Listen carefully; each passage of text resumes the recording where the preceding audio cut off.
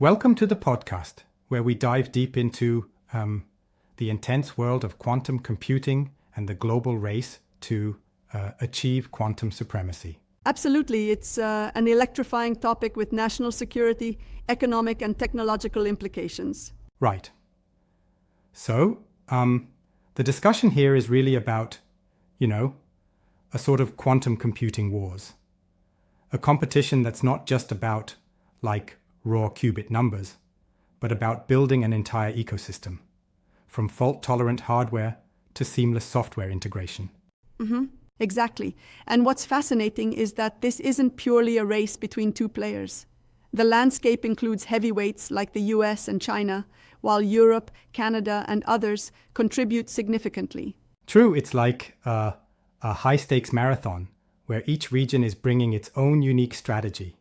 For instance, the US leverages innovation from its dynamic tech giants like Google, IBM, and Microsoft, combined with government funding. Yep. And China, on the other hand, is all about massive state-driven investments, a bit like throwing billions into one central pot to leapfrog competition. Exactly. And then there's the European Union, which is taking a collaborative approach, pooling resources from various nations to build, a shared quantum future. Right. So let's talk about the foundational scientific principles anchoring all this: superposition, entanglement, and interference. How do these actually empower quantum machines? Great question. Well, superposition allows qubits to exist in multiple states at once. It's like having multiple lottery tickets in play simultaneously. And entanglement, that spooky action at a distance Einstein talked about, means qubits are interconnected, which can yield computational magic. And interference is the process of fine-tuning those computational paths so that the right answer is more likely to stand out, right? Precisely. It's like crafting a musical symphony where some notes cancel out while others amplify the melody. That's a neat analogy. But one might wonder, given all these quantum phenomena, the real challenge isn't just in making them work, but in making them scalable and reliable. Indeed. Exactly. And that brings us to the practical concerns that underpin these efforts. Take superconducting qubits, for example. They're used by big players like Google and IBM. Their promise is speed and scalability. However, they need to operate at near absolute zero, which introduces challenges like decoherence and the necessity of huge cryogenic systems. Yeah, right. And then there's the trapped ion approach, which boasts long coherence times and high fidelity, but suffers from slow gate speeds and, frankly, some scaling issues when you try to increase ion counts. Exactly.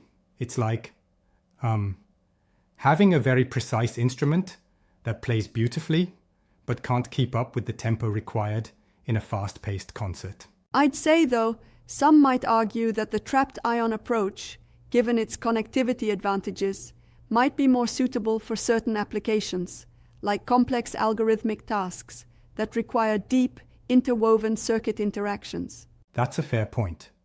However, if we look at practical, near-term applications, many in the industry are leaning towards superconducting qubits because of the speed factor, even if they come with cryogenic headaches. And don't forget about photonic qubits. They operate at room temperature, which is a huge advantage in terms of ease of integration and networking potential. Oh, absolutely. Photonics is like the networking champion in this race. Great for long-distance quantum communications and linking quantum processors without expensive cooling systems.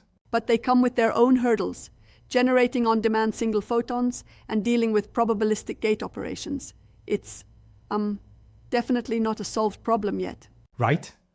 It's like having a super fast car that sometimes stalls before it reaches its top speed.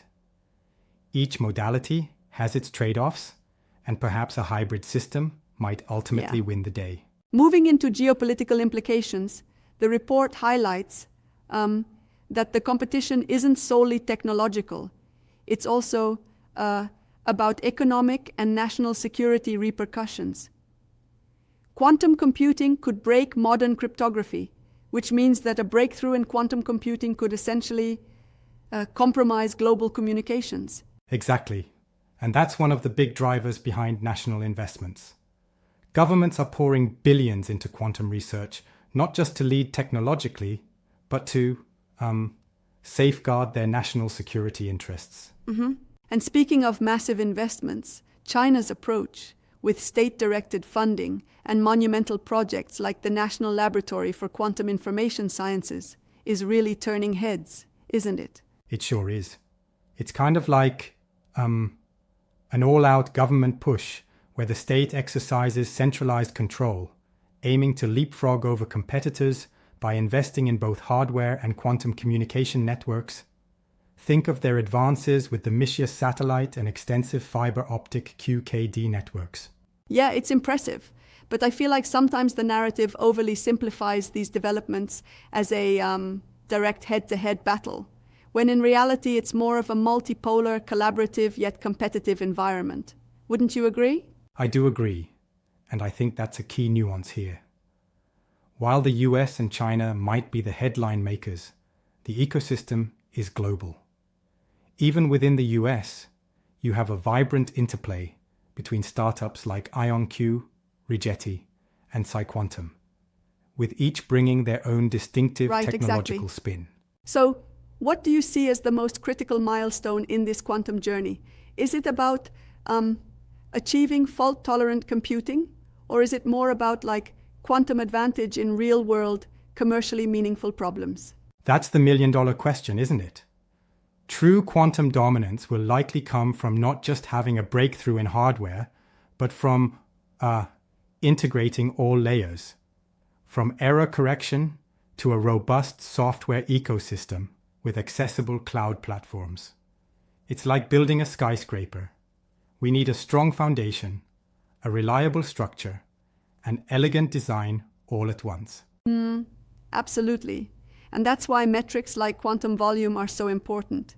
They force us to look beyond just the qubit count and consider the real performance in terms of error rates, connectivity, and gate fidelity. Yep. It's kind of like evaluating a sports team. You don't just count the players' numbers, you look at teamwork, strategy, and consistency. Speaking of consistency, one challenge that keeps cropping up is the talent shortage. With such sophisticated technology, we need experts who can bridge hardware with software, theory with application. Exactly. There's a massive global need for quantum engineers, computer scientists, and physicists.